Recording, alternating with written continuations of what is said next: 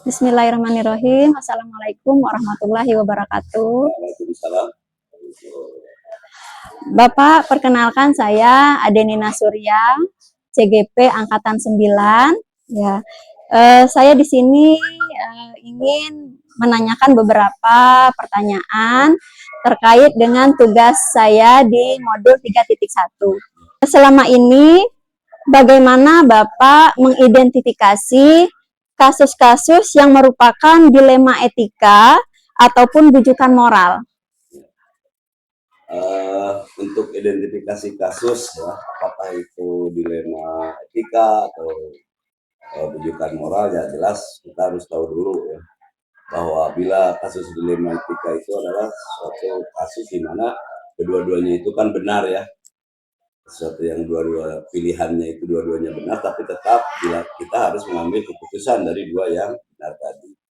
Sementara identifikasi terhadap rujukan moral itu sudah jelas bahwa di dalam kasus tersebut ada hal yang benar dan yang salah. Tentu saja untuk kita menentukan benarnya salah juga, kita harus berdasarkan pertimbangan juga ya, pertimbangan atau prinsip-prinsip yang ada dalam pengambilan keputusan. Baik, Bapak. Selama ini kira-kira bagaimana Bapak menjalankan pengambilan keputusan di sekolah Bapak, terutama untuk kasus-kasus yang sama-sama benar atau sama-sama mengandung nilai-nilai kebajikan, betul Bapak? Ya, ketika kita dihadapkan pada dilema etika semacam itu, jelas kita harus punya prinsip ya. Ya, seperti dikatakan bahwa kita tahu lah bahwa ada 4 paradigma kan ya, ada 4 paradigma dalam pengambilan keputusan. Apakah itu misalnya individual lawan kelompok kan itu ya, terus misalnya antara keadilan dengan kepedulian gitu, kasihan semacam itu, kebenaran dengan kesetiaan, dan juga jangka panjang atau jangka pendek. Nah, mungkin itu kita jadikan pijakan ya, mana yang lebih utama ketika kita menentukan keputusan terjadi. Apakah misalnya keputusan kita ambil itu ternyata yang paling utama jelas satu harus berdasarkan pada nilai kebajikan. Yang kedua, putusan yang kita ambil harus berpijak pada kepentingan siswa, ya kan? Kebutuhan siswa yang kita ambil itu ya, dan juga berdasarkan prinsip-prinsip yang berlaku lah. Kita mau berdasarkan kepada rasa peduli, berbasis peduli itu ya, care peduli, terus berdasarkan pada aturan. Nah, ketiga hal tersebut, ketiga prinsip itu kita pegang dalam menentukan keputusan berdasarkan tiga prinsip yang utama. Jadi bisa berdasarkan 4 paradigma tadi, juga berdasarkan pada prinsip-prinsip, tiga prinsip yang berlaku di sekolah SMK. Baik, Bapak. Langkah-langkah atau prosedur seperti apa yang biasa Bapak lakukan selama ini? Selama kalau misalnya ada permasalahan ya, tentu saja kita harus mengidentifikasi dulu masalah, mengidentifikasi dulu kasusnya apa, permasalahannya apa, dan juga terus memanggil pihak-pihak yang terlibat,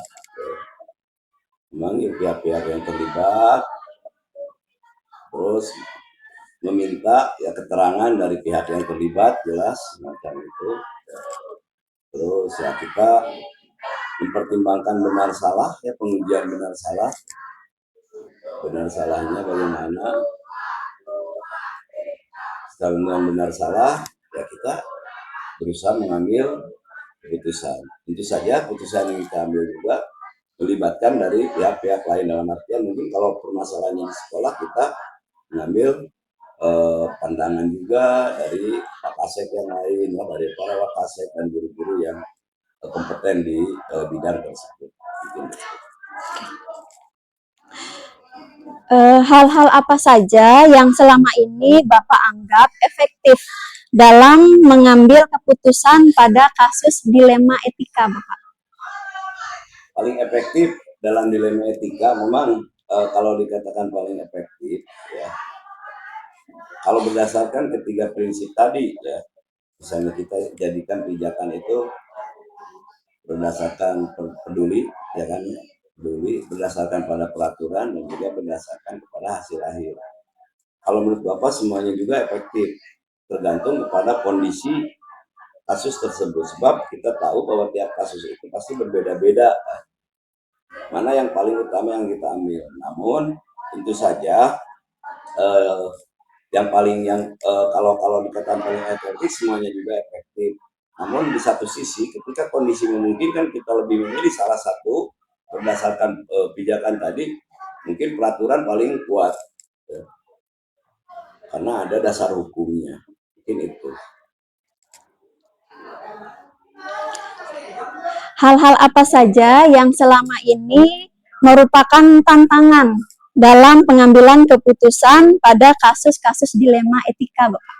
Itu betul, banyak sekali tantangannya ketika kita misalnya ingin menciptakan sesuatu berdasarkan peraturan, cuma rasa peduli juga ada, rasa kasihan itu ada ya, karena kondisi. Sehingga ya tantangannya jelas, salah satunya adalah bisa saja putusan yang kita ambil itu yang paling dikhawatirkan adalah tidak bermanfaat bagi semua. Padahal tapi itu sesuai dengan nilai-nilai kebajikan.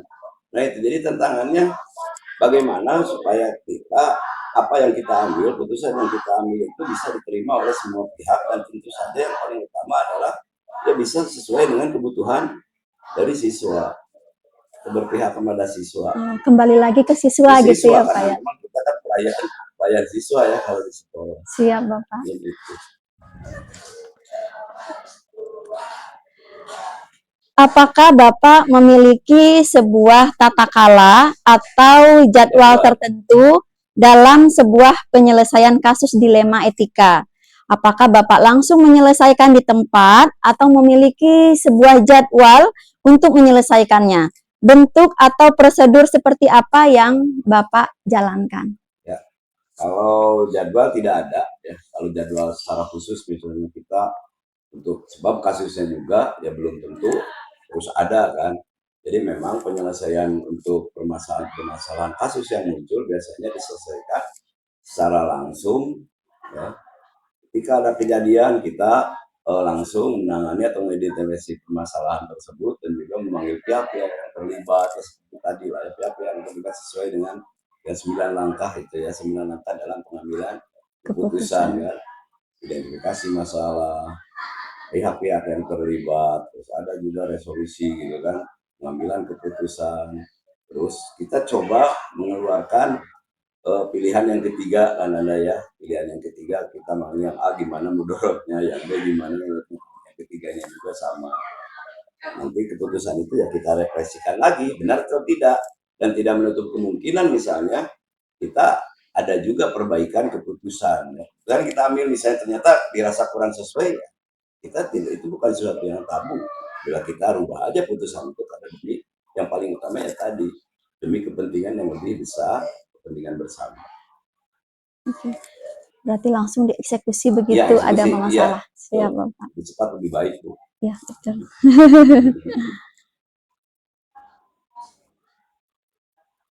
Oke, Bapak. Adakah seseorang atau faktor-faktor apa yang selama ini mempermudah atau membantu Bapak dalam pengambilan keputusan dalam kasus-kasus dilema etika? Ya tentu saja dalam pengambilan keputusan dilema etika, karena di sekolah kita berhubungan dengan warga-warga yang lain dalam artian bukan pribadi. Saya kadang-kadang yang melibatkan wakasek dan juga para guru ya, dalam pengambilan keputusan. Bisa juga komite sekolah kita libatkan dalam pengambilan keputusan yang sifatnya memang keputusan itu berlaku bagi seluruh siswa ya. Nah itu. Oke, satu lagi Bapak. Bangga.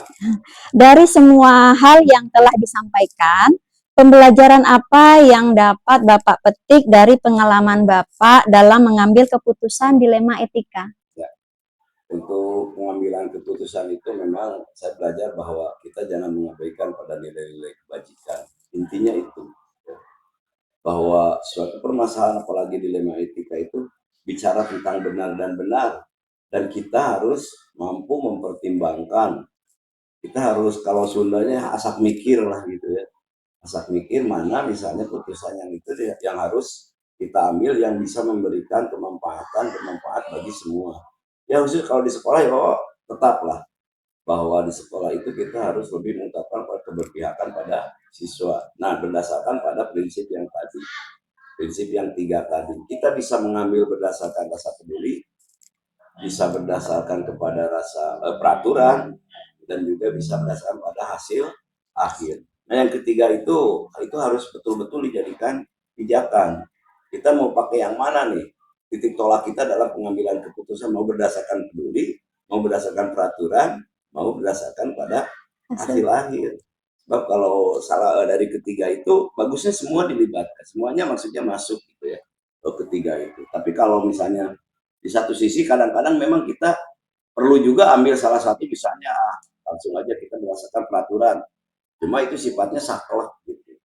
Ketika bicara peraturan, nilai kepeduliannya mungkin akan berkurang, ya kan gitu. Iya, betul, Padahal kita tahu sih, itu tuh udah tahu misalnya nggak punya seragam, nggak punya, tapi kita saklek, kamu harus pakai, Iya, misalkan gitu. Jadi, dan di sana kita bisa belajar bahwa ternyata dalam pengambilan keputusan itu pertimbangan-pertimbangan yang lain juga perlu diperhatikan. Tidak saklek dalam satu pengambilan berdasarkan pada satu tadi, berbasic tadi. Jadi kepedulian harus ada, ya, hasil akhirnya juga harus ada, peraturan juga ya harus ada. Kalau bisa itu semua ya terintegrasi dalam satu pengambilan keputusan.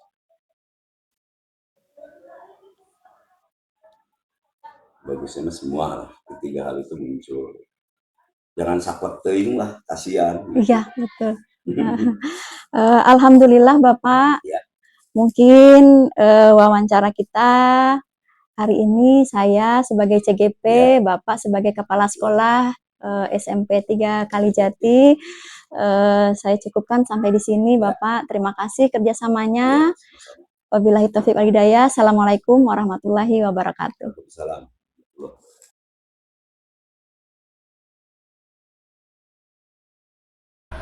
Bismillahirrahmanirrahim. Assalamualaikum warahmatullahi wabarakatuh. Waalaikumsalam warahmatullahi wabarakatuh. Perkenalkan Bapak, saya Adenina Surya, CGP Angkatan 9. Saya hari ini akan melaksanakan tugas saya sebagai CGP di modul 3.1 yang berkaitan dengan wawancara dengan kepala sekolah. Izinkan saya bertanya beberapa pertanyaan, Bapak. Selama ini, bagaimana Bapak dapat mengidentifikasi kasus-kasus yang merupakan dilema etika ataupun rujukan moral? Cara mengidentifikasinya diantaranya adalah satu, dengan cara melihat secara langsung kita situasi yang terjadi. Kemudian yang paling penting adalah kita melakukan wawancara khususnya dengan guru di sini dan umumnya dengan masyarakat yang ada di sekitar. Di antara contoh mungkin rujukan moral itu adalah hubungannya dengan kredibilitas seorang kepala sekolah ya. Di antaranya contoh penerapan aturan. Ketika ada anak yang di sini, ini levelnya level SD ya, ini level SD. Ketika ada anak yang sudah merokok, bahkan ketahuan gitu, itu kan harusnya dikasih hukuman. Tapi kita itu tidak menggunakan hukuman itu, khususnya tidak menggunakan hukuman secara fisik, tapi kita menggunakan hukuman secara moralitas juga gitu ya. Karena disitunya tentang moral, diantaranya adalah kita kumpulkan di musola, itu biasanya ditangani oleh guru agama yang ada. Itu yang pernah dilakukan, itu memang realita ataupun yang pernah terjadi di sini. Terus hal-hal yang lain mungkin aja banyak sih untuk masalah penggunaan atau pelaksanaan etika kita. Karena apa? Mungkin ibu sekarang belajar di GP itu adalah dipersiapkan untuk menjadi seorang pemimpin. Artinya yang pertama adalah pemimpin pembelajaran, artinya pemimpin di kelas. Kemudian yang kedua adalah pemimpin manajerial, artinya sebagai seorang kepala sekolah. Karena memang sekarang sudah terjadi kan, semua kepala sekolah khususnya di SMP itu sudah menggunakan sertifikat GP. Tidak ada GP, tidak bisa sekarang itu. Tidak lagi mungkin untuk level SD. Nah mungkin diantaranya itu Bu, untuk penyelesaiannya atau untuk mengidentifikasinya adalah dengan wawancara, dengan melihat secara langsung masalah yang akan kita selesaikan. Dan yang paling penting memang itu koordinasi dengan orang tua, dengan guru dan tokoh-tokoh di sini. Selama ini bagaimana Bapak menjalankan pengambilan keputusan di sekolah yang Bapak pimpin? Terutama untuk kasus-kasus di mana ada dua kepentingan yang sama benar atau kepentingan yang sama-sama mengandung nilai kebajikan. Iya. Memang itu masuknya juga dilema ya, dilema khususnya untuk kita. Ketika seperti yang tadi, aturan kan tetap harus dilaksanakan di sekolah itu. Tapi kadang-kadang kita itu mengenyampingkan aturan, hubungannya dengan apa? Kita dengan hati juga kan, nggak mungkin misalnya seperti kasus yang tadi aja ya, kita nggak usah ngambil yang lain-lain. Bahkan kasus yang lain juga banyak. Contoh di SD Tanggulun ini, ketika penerimaan siswa baru cukup banyak Bu yang datang. Tapi kan kapasitas kita sekolah tidak bisa harus menerima lebih dari 50 atau 55, itu juga udah over lah, udah terlalu banyak. Nah, di antaranya itu kan ada dua kepentingan yang saling bertolak belakang gitu. Satu sisi kita membutuhkan murid banyak. Kenapa? Salah satu sekolah yang berhasil di antaranya bisa merekrut murid sebanyak-banyaknya. Artinya berarti ada daya nilai jualnya sekolah ini. Tapi satu sisi kita juga kan aturan tetap harus dipakai. Dari mana kualitas sekolah ini bisa dijamin oleh kita? Ketika dalam satu kelas siswa itu harus sampai 50 orang. Itu rasanya tidak mungkin lah, tidak mungkin. Nah disitulah ketika kita menghadapi masalah seperti itu, biasanya penyelesaiannya kita berembuk juga sama seperti tadi. Kita berembuk bagaimana nih caranya untuk menyelesaikan masalah ini dengan khususnya dengan guru-guru. Bahkan sekarang saya itu ada teknik lain ketika misalnya siswa itu jangan terlalu banyak, karena tadi ya bahwa kita biasanya jumlah siswa itu menentukan kualitas siswa. Makanya kalau di SD, kalau satu kelas ada 30, 40 itu terlalu banyak, nggak mungkin lah anak seperti itu. Makanya kita undang orang tua, kemudian kita ngobrol, dan sebelumnya boleh nanya ke guru bahwa saya ini mulai dari kemarin-kemarin sudah mensosialisasikan, coba sampaikan ke masyarakat bahwa SD Tanggulun itu hanya mau menerima satu kelas sekarang itu. Hanya mau menerima 28 atau 30 paling banyak. Kita sosialisasikan dulu, mungkin itu salah satu triknya, salah satu trik bagaimana kita mengambil keputusan yang dilema tadi. Itu kan bingung ya ketika orang tua sudah datang ke sini, Pak, dulu kakeknya juga di sini, sekolahnya neneknya juga di sini. Masa sekarang enggak ini? Sedangkan satu sisi kita ingin menaikkan kualitas kan, itu hubungannya dilema itu kan, dilema. Nah makanya saya itu mengambil kebijakan yang kemarin mungkin hanya kita ngobrol, aduh gimana nih, ini nggak mungkin lah kita menyelesaikannya seperti ini. Makanya untuk trik ke depan, caranya adalah dengan kita udah mensosialisasikan bahwa kita tidak akan menerima siswa terlalu banyak. Dari sekarang udah disosialisasikan. Mudah-mudahan besok lusa itu yang daftar itu nggak terlalu banyak. Jadi emang alhamdulillah Tanggulun jadi bukan pusing mencari murid ya. Kalau SMP juga sama mungkin ya. SMP itu kan biasanya kendalanya kekurangan siswa. Contohnya SMP 4, SMP berapa aja lah. Seperti di kampung saya sendiri ada namanya SMP 2. Itu dilemanya kan nggak ada murid. Kan nggak ada murid kan bagaimana caranya mungkin meningkatkan, mungkin di antaranya adalah dengan kualitas kan, kualitas pembelajaran dan lain, prestasi dan lain sebagainya. Nah di antaranya kalau Bapak, kalau di sini cara menyelesaikan masalah seperti itu. Artinya berarti satu sisi kita tidak melemahkan yang sudah kuat, kemudian tidak membuat yang kuat menjadi lemah. Bahkan mungkin sebaliknya, yang tadinya lemah menjadi kuat. Di antaranya saya tidak mau ada benturan dengan orang tua siswa. Bayangkan kalau misalnya Bapak itu bukan orang sini loh. Bapak itu perjalanan 40 km ke sini, bolak-balik karena Bapak dari Pebualan. Nah, Bapak bekerja di sini itu tidak mau ada benturan dengan masyarakat. Makanya Bapak jalin kerjasama sebesar apapun masalah, ketika kita menyelesaikannya dengan baik-baik, diantaranya dengan mengundang, dengan bermusyawarah, alhamdulillah, Bapak tidak pernah ada masalah di sini. Walaupun sekarang tadi ya kan sudah dikatakan bahwa kita itu dilema sebetulnya. Ketika orang-orang ingin membutuhkan sesuatu sebanyak-banyaknya, satu sisi ada juga yang enggak dapat murid, sedangkan kita itu harus menolaknya, itu kan dilema. Nah, tapi mudah-mudahan itu mungkin trik Bapak ya, besok lusa itu mau dilaksanakan untuk tahun ajaran baru. Mudah-mudahan itu salah satu solusi untuk mengambil keputusan yang dilema tadi. Kalau di sana juga sama sih, bingungnya kan gini. Ketika kita udah menentukan nih, jumlah siswa mau nerimanya berapa? 40. Tapi ketika ini dilema ya. Contoh Bapak waktu dikali 31. Ketika kita udah menentukan hanya 40 siswa, tapi yang datang itu misalnya orang-orang tertentu yang memang kita juga ada kepentingan, misalnya dari kecamatan, dari bingung juga kan kita, itu dilema kan. Nah makanya solusinya, kadang-kadang Bapak itu kalau udah menyebutkan nerima 40, itu sebetulnya bukan 40, tapi 45 misalnya, itu solusi juga yang akhirnya mudah-mudahan tidak jadi dilema. Kalau di SD nggak bisa saya mencontohkan gini. Ada kasus misalnya, kalau SMP mungkin aja ya, ada siswa yang yang hamil misalnya kan, itu dilema banget kan sekolah, antara dikeluarkan dengan dibiarkan, kan itu dilema ya. Itu kembali lagi ke hati kan.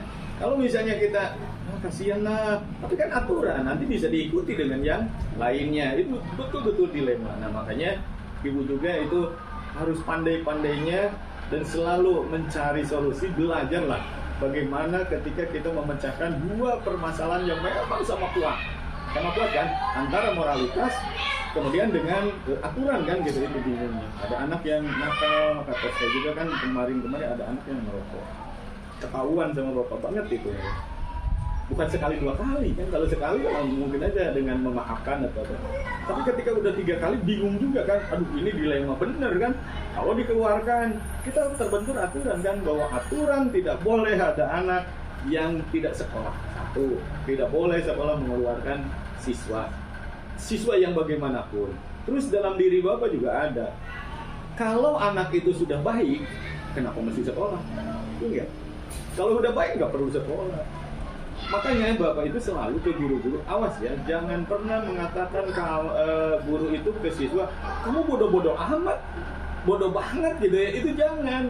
Karena kita prinsipnya begini, kalau anak sudah pinter, kalau anak moralnya sudah bagus, kenapa mesti sekolah? Udah aja diem gitu kan, bukan semata-mata mencari pekerjaan kan, kita mencari ijazah.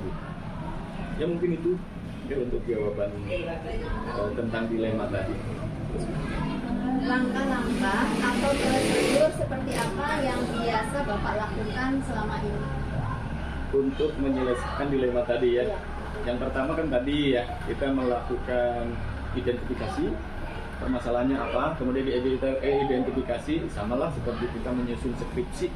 Kita kan mengidentifikasi dulu, mengerucutkan permasalahan yang memang benar-benar terjadi. Kalau kita menyelesaikan masalah kan di sekolah itu cukup banyak lah. Masalah moralitas juga banyak, bukan hanya satu. Tapi kita mungkin aja ngambilnya kan satu-satu.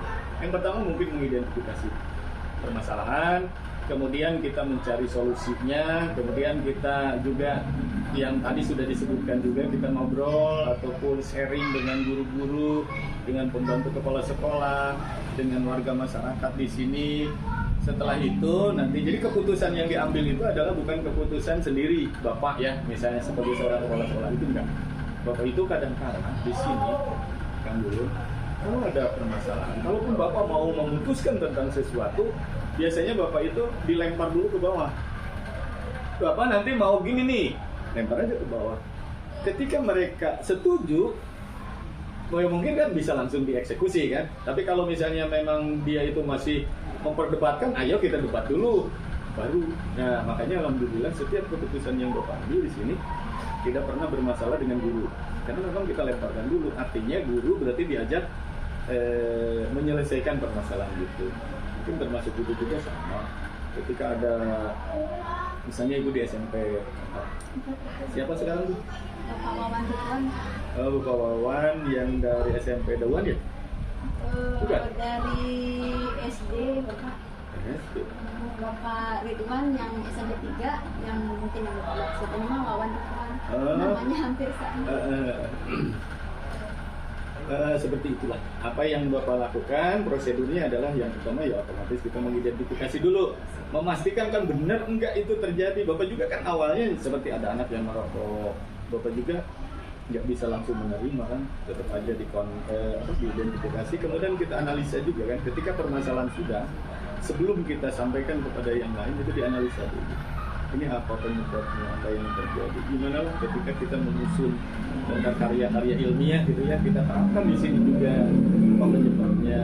Bahkan kadang-kadang Bapak ketika ada anak yang nakal di sini, Bapak itu selalu bertanya ke guru, coba Bapak minta penjelasan tentang si A.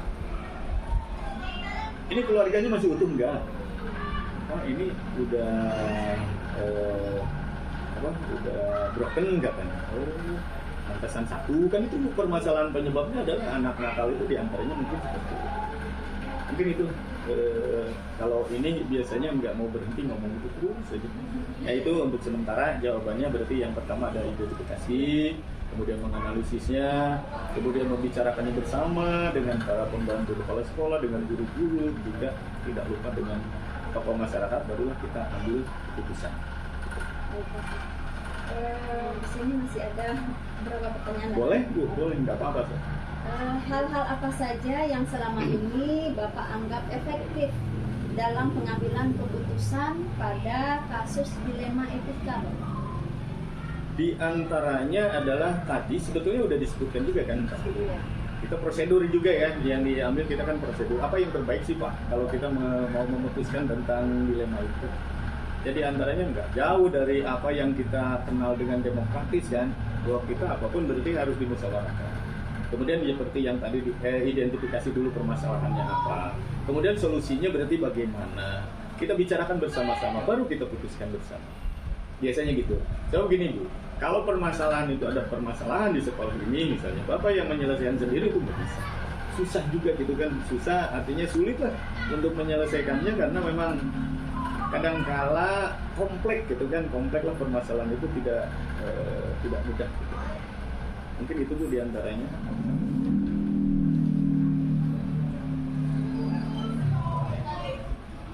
Apakah Bapak memiliki sebuah tata kala atau jadwal tertentu dalam sebuah penyelesaian kasus dilema etika? Atau apakah Bapak langsung menyelesaikan di tempat? Bentuk atau prosedur seperti apa yang biasanya Bapak jalankan? Ya itu kan mungkin yang paling penting Bu. Ketika kita menyelesaikan masalah atau ada dilema, itu tetap aja apapun prosedur. Kalau prosedur itu berarti kan tahapan Bu. Tahapan itu otomatis kesananya harus menggunakan jadwal. Kita tidak bisa Bu menyelesaikan masalah, kejadiannya di situ, kita selesaikan di situ, itu kayaknya sulit. Kita tetap aja harus menjadwalkan kapan ini kita bersama-sama mengidentifikasi, kemudian kapan kita harus berkumpul, itu nggak bisa. Setiap permasalahan itu nggak bisa diselesaikan langsung di situ. Saya yakin, termasuk ibu sendirilah nggak mungkin, walaupun nih, biasanya di kelas kalau guru ada masalah anak nakal ingin menyelesaikan kan langsung udah selesaikan hari ini, itu sebetulnya nggak bisa. Harusnya kita itu tetap aja koordinasi dengan orang tuanya, kedua-duanya, kemudian kita koordinasi juga dengan teman-temannya. Ini sebetulnya anak ini teh nakal enggak, banyak lah, itu makanya berarti harus dijadwal. Kita harus membuat sebuah jadwal alur dari prosedur perjalanan menyelesaikan masalah. Jadi nggak bisa lah. Bapak udah pastikan nggak bisa menyelesaikan langsung saat itu. Walaupun bisa, hasilnya menurut Bapak tidak akan signifikan. Ya, jadi tetap aja harus prosedur jadwal. Ya, ini tadi sudah terjawab ya Pak. Ya, Adakah faktor-faktor yang selama ini mempermudah atau membantu Bapak dalam mengambil keputusan yang berkaitan dengan kasus dilema etika? Satu mungkin aja Bu, nomor satunya itu pengetahuan kan. Pengetahuan dan wawasan kita itu menentukan sekali. Contoh saya mudah-mudahan gitu ya, sedikit banyak mungkin punya wawasan gitu ya. Jadi ketika ada kasus-kasus itu kita telah dulu sendiri kan, gitu ya. Setelah itu barulah kita menyelesaikannya bersama-sama dengan teman ataupun apa, karena tetap aja sih Bu, nggak mungkin kita. Contohnya ibu sekarang masuk GP, diharapkan ibu itu kan memiliki pengetahuan terbarukan ya, terbarukan yang sekarang lagi beredar. Sebab saya juga masih ingat dengan Ki Hajar Dewantara. Gak tahu, mudah-mudahan semuanya udah melaksanakan seperti itu ya. Ajari anak-anak sesuai zamannya. Mungkin ingat itu di Ki Hajar Dewantara itu ada seperti itu. Artinya kalau kita masih mengajar seperti dulu, wah kayaknya nggak akan berhasil kan, nggak akan berhasil. Otomatis ya tetap aja kita nomor satu adalah wawasan, kemudian pengetahuan yang kita miliki. Kemudian yang paling penting tadi ya Bu, ketika kita mau menyelesaikan ini, karena yang nomor apa ya, bahwa yang berperan di sekolah itu memang betul keputusan ataupun apapun itu betul, tapi tetap aja kepala sekolah tidak bisa ngambil keputusan secara sendiri. Makanya kita harus melibatkan semuanya yang tadi sudah disebutkan ya, tadi semuanya dari mulai guru, pembantu para kepala sekolah, kemudian orang tua siswa, mungkin termasuk dari siswa itu sendiri. Nanti kita libatkan semua, barulah kita ambil kebijakan, keputusan. Dari semua hal yang telah Bapak sampaikan tadi, pembelajaran apa yang dapat Bapak petik dari pengalaman-pengalaman Bapak dalam mengambil keputusan dilema etika? Dilema itu sesuatu hal yang memang sangat sulit untuk dipecahkan. Salah satu solusi yang harus kita pelajari adalah pengetahuan, wawasan. Sebab dilema itu tetap aja Bu, ada hubungannya dengan wawasan, dengan pengetahuan kita. Kita nggak tahu lah, contoh mungkin aja kan untuk sekolah yang hanya tamatan SMP atau SD, saya yakin moralitasnya akan berbeda dengan kita yang notabene sarjana lah, itu akan berbeda. Apa penyebabnya? Dari pengetahuan kan, dari pengetahuan dan wawasan yang kita miliki itu akan berbeda, sangat berbeda. Ya, otomatis kalau Bapak itu mengatakan ya kita itu harus belajar, menambah pengetahuan, wawasan, itu akan mengubah kita, mengubah paradigma kita menjadi orang yang paham dengan moralitas. Karena apa? Di program BP itu ada yang namanya etika ya, etika, dilema etika. Karena memang kenapa sih mesti kita mempelajari dilema? Tidak semua orang itu bisa menyelesaikan dilema. Ataupun motoknya menggerakkan kan. Kepala sekolah juga kemarin Bapak habis rapat dari GTK itu kan bilangnya sekarang peran kepala sekolah itu bukan administrasi, tapi sekarang Bapak itu mulai bergeser menggerakkan. Katanya gitu aja. Hanya menggerakkan. Betul. Bapak, alhamdulillah sesi ini sudah berakhir dengan terjawabnya tadi pertanyaan yang saya sampaikan. Demikianlah wawancara kami, saya sebagai CGP dengan Bapak Endang Wahyu, Kepala Sekolah SD Tambulun. Terima kasih. Assalamualaikum warahmatullahi wabarakatuh.